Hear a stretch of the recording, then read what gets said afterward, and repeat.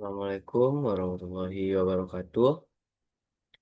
Kenalkan, nama saya Afril Liwanda dengan NIM 2210841015. Kali ini akan mempresentasikan skripsi saya dengan judul Analisis Sentimen Publik pada Media Sosial X terhadap program makan bergizi gratis. Skripsi ini dibimbing oleh yang pertama Ibu Dr. Ria Aryani, MSI, dan Bapak Dr. Masih Yulivestra, SSMAP. Pendahuluan, kita lihat perkembangan teknologi telah mendorong perubahan pola komunikasi publik. Media sosial menjadi ruang publik untuk beropini. Salah satunya adalah X, yang menjadi ruang diskursus kebijakan publik yang cukup aktif di Indonesia, yang mana jumlah penggunanya itu cukup tinggi. Karena Indonesia menempatkan posisi 4 dunia, itu 24,85 juta pengguna. Ini memungkinkan terbentuknya opini secara kolektif terhadap kebijakan. Media sosial kemudian menjadi arena pembentuk agenda diskursif yang mampu memberikan tekanan opini terhadap negara. Kemudian program makan bergizi gratis sendiri adalah program prioritas nasional yang bertujuan untuk meningkatkan status gizi serta menekan angka stunting. Jika kita lihat prevalensi stunting Indonesia itu berada di 19,8%. Namun em, itu hanya 0,2% berada di bawah dari standar WHO. Program MBG sendiri itu dilaksanakan pada awal Januari 2025 dengan target itu mencapai 17 juta penerima manfaat hingga akhir tahun 2025 ini.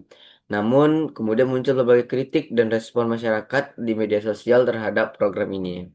Kita bisa lihat bagaimana distribusi sentimen yang terjadi. Dari 74.000 sentimen yang ditemukan, terdapat 30% negatif, 22% positif, dan 47% netral.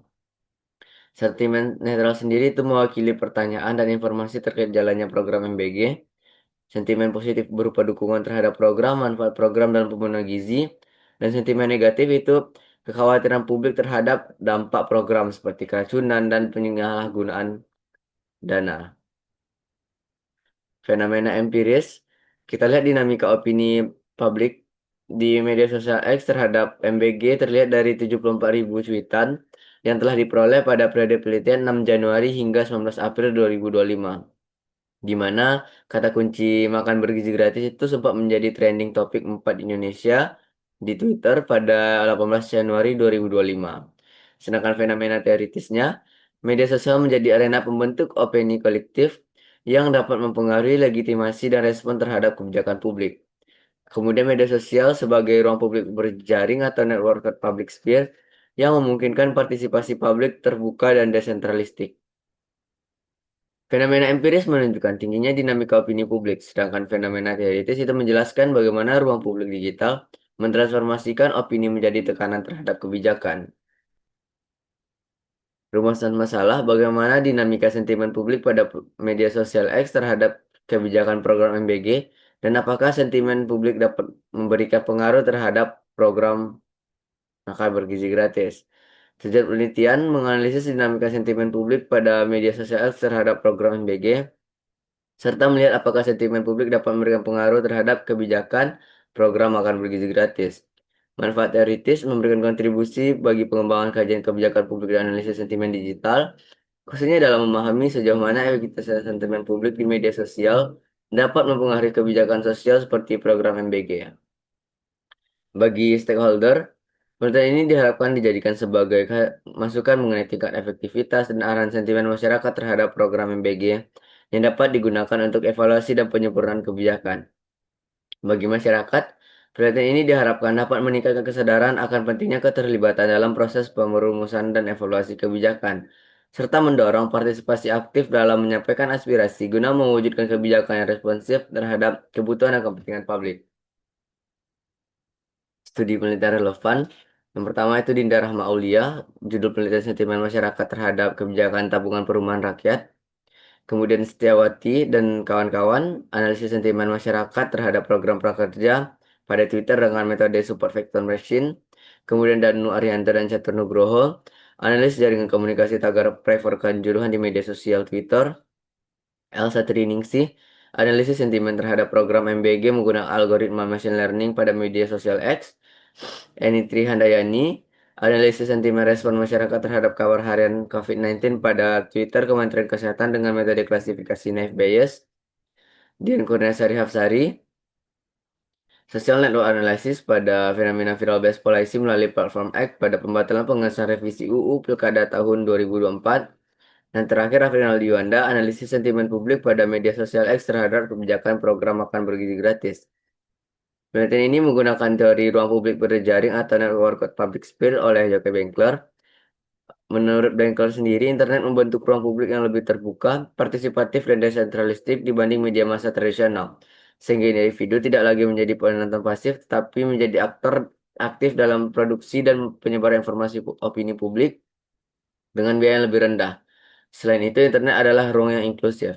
Setidaknya terdapat 6 aspek dalam ruang publik berjaring. Yang pertama, aksesibilitas komunikasi digital, desentralisasi produk informasi, komunikasi horizontal, minim kontrol informasi, mobilisasi digital, dan tekanan terhadap kebijakan. Skema pemikiran, implementasi program MBG, respon masyarakat, analisis sentimen, dianalisis menggunakan ruang publik berjaring, kemudian memunculkan kesimpulan dan rekomendasi. Definisi konsep, kebijakan, suatu konsep dan strategi yang diwujudkan dalam bentuk tindakan yang bertujuan menyelesaikan beberapa permasalahan dan menciptakan kesejahteraan. Media sosial, platform digital yang memungkinkan interaksi antar individu maupun kelompok dalam menyampaikan, berbagi, dan menerima informasi secara cepat dan luas. Program makan bergizi gratis, kebijakan dibuat oleh pemerintah untuk menyediakan makanan sehat dan bergizi kepada anak sekolah, balita, dan ibu hamil yang bertujuan untuk meningkatkan kualitas kesehatan pendidikan. Analisis sentimen itu proses mengkaji teks untuk mengenali dan mengelompokkan opini atau emosi ke dalam kategori sentimen positif, negatif, maupun netral. Definisi operasional, sentimen sebagai variabel dari ruang publik berjejaring. Indikator pertama, aksesibilitas komunikasi digital, diukur dengan banyaknya partisipan dalam kata kunci yang ditetapkan. Desentralisasi produk informasi, diukur dengan jumlah unique user dalam dataset yang diperoleh. Komunikasi horizontal, adanya komentar, balasan, dan mention antar aktor. Minimnya kontrol, opini langsung diunggah dan menyebar di media sosial. Mobilisasi digital, ada tagar, petisi, atau kampanye publik. Dan terakhir, tekanan terhadap kebijakan, adanya tanggapan atau revisi kebijakan oleh pemerintah. Metode penelitian menggunakan metode kuantitatif deskriptif. Populasi dan sampel, populasi adalah seluruh cuitan dengan kata kunci makan bergizi gratis MBG, makan siang gratis pada periode 6 Januari hingga 19 April 2025. Sampel menggunakan purpose sampling. Yang pertama itu mengandung kata kunci yang telah ditentukan, memiliki opini atau sentimen terhadap kebijakan, bukan hanya retweetan atau cuitan promosi, ditulis dalam bahasa Indonesia dan sesuai dengan periode waktu yang telah ditetapkan. Teknik pengumpulan data itu crawling data, validitas dan reliabilitas itu uji validitas dengan confusion metric ditemukan 76,29% itu prediksi Indosber sesuai dengan klasifikasi yang dilakukan manual. Reliabilitas itu Cohen Kappa dilakukan kesepakatan antar dua orang peneliti menemukan 0,46 data berkategori sedang. Jenis variabel dan sumber data, variabel jenis data itu data sekunder dari cuitan media sosial X. Variabelnya adalah sentimen publik. Teknik analisis data menggunakan social media analysis atau SMA. Lokasi penelitian itu media sosial X. Nah, kita lanjut ke temuan dan analisis data. Jika kita lihat distribusi sentimen itu 30% negatif, 22% positif, dan 47% netral. Kita bisa lihat bagaimana distribusi cuitan per bulan terjadi fluktuatif apalagi di per hari. Pergerakan fluktuatif ini dipengaruhi oleh momentum atau isu. Nah, kemudian kita bisa berlanjut ke workload. Workload sendiri adalah awan kata di mana semakin besar kata tersebut, maka semakin banyak kata-kata tersebut digunakan seperti program, gratis, siang, makan, anak, bergizi. Lanjut, aksesibilitas komunikasi digital. Rendahnya hambatan sehingga individu itu dapat berpartisipasi dalam diskusi politik tanpa harus memiliki modal ekonomi, politik, atau institusional. Dalam penelitian ini, 74.000 cuitan dengan 3 kata kunci. Struktur cuitan itu menunjukkan bahwa pada tahap awal program, itu publik aktif memanfaatkan aksesibilitas media sosial untuk merespon, menilai, dan membingkai program. Aksesibilitas komunikasi nyatanya juga melahirkan informasi yang banyak dan fragmentasi diskursus, sehingga ini rentan terhadap siklus atensi yang tidak dapat diprediksi. Desentralisasi produksi informasi, informasi tidak lagi didominasi oleh institusi formal seperti negara, partai politik, atau media massa, namun dilahirkan individu yang terhubung melalui jaringan digital. Adanya indikasi replikasi narasi memperkuat visibilitas isu tanpa menambah variasi perspektif atau bisa disebut nantinya dengan buzzer. Atau ini, apakah ini adanya buzzer gitu. Desentralisasi produksi informasi pada X terhadap isu MBG menemukan bahwa setiap orang mampu berpartisipasi namun reproduksi pesan yang identik menciptakan dominasi narasi. Komunikasi horizontal terjadi interaksi setara tanpa hierarki, tidak hanya bergerak satu arah dari pemerintah ke masyarakat, namun berlangsung secara dialogis dan terbuka. X menjadi ruang komunikasi horizontal, pengguna tidak hanya menanggapi kebijakan, namun juga merespon unggahan pengguna lain. Partisipasi publik lebih terbuka dan spontan. Pembentukan agenda tidak lagi ditentukan negara maupun media massa. Minimnya kontrol informasi, hilangnya dominasi institusi dalam mengontrol alur informasi mungkin publik untuk memproduksi dan menyebar opini. Tidak adanya kontrol memungkinkan terjadinya hoax. Ruang publik menjadi arena pertarungan narasi yang dipengaruhi oleh algoritma. Mobilisasi digital terjadi karena ketika opini individu saling terhubung melalui jaringan digital dan membentuk kekuatan sosial. Ini adalah bentuk baru dari partisipasi publik. Mobilisasi muncul melalui pengumpulan pesan dan diskusi antar pengguna yang membentuk tekanan. Mobilisasi digital tidak selalu dalam aksi lapangan. Mobilisasi simbolik tetap berdampak karena membentuk iklim opini yang berpengaruh legitimasi kebijakan. Terakhir, tekanan terhadap kebijakan publik. Tekanan terhadap kebijakan menjadi akumulasi akhir dari dinamika ruang publik berjaring. Tekanan tidak selalu diwujudkan dalam bentuk perubahan kebijakan, namun berupa klarifikasi atau penyelesaian implementasi. Bahkan terjadi perubahan petunjuk teknis MBG melalui SK Kepala BGN nomor 204 tahun 2005 yang kemudian mengatur penggunaan air bersih setelah pemberitaan pengguna air limbah sanitasi di salah satu SPPG sempat viral. Kemudian perubahan petunjuk teknis ini bahkan telah terjadi sebanyak 3 kali mengingat banyaknya masalah pada implementasi program ini. Nah,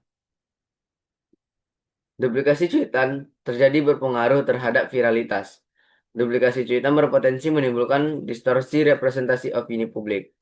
Salah satu implikasinya adalah tingginya duplikasi cuitan yang kemungkinan adanya aktivitas akun terkoordinasi baik dalam bentuk buzzer atau akun semi otomatis maupun jaringan penyebaran pesan yang terstandar. Keberadaan akun terkoordinasi berpotensi merusak prinsip desentralisasi dan komunikasi horizontal. Cuitan tidak lagi mencerminkan suara publik yang beragam, justru menciptakan ilusi diskursus. Analisis data pasca periode Crowley Primer ditemukan pola kausalitas yang linear antara fluktuasi sentimen negatif dengan akselerasi perubahan instrumen kebijakan. Hal ini membuktikan bahwa pemerintah tidak kebal terhadap pengawasan horizontal yang dilakukan publik di media sosial. Berdasarkan analisis sentimen yang dilakukan, ruang publik bekerja sebagai arena pertukaran wacana yang terbuka dan inklusif, cepat dan egaliter. Kesimpulan, sentimen program MBG didominasi oleh sentimen netral, diikuti negatif dan positif. Negatif itu dipicu oleh isu makanan, kasus keracunan, ketidakpercayaan publik terhadap program. Media sosial X terbukti efektif sebagai instrumen tekanan dan akuntabilitas jangka pendek yang mendorong respon pemerintah berupa klarifikasi, permintaan maaf, penegasan komitmen perbaikan teknis.